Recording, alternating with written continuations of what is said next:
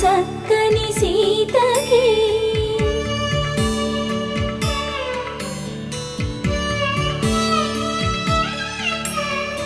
ఎర్ర జాబిలి చేయి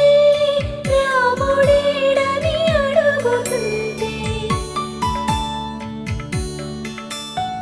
చూడలేదని పెదవి చెప్పే చెప్పలేమని కనులు చెప్పే నల్ల పూసై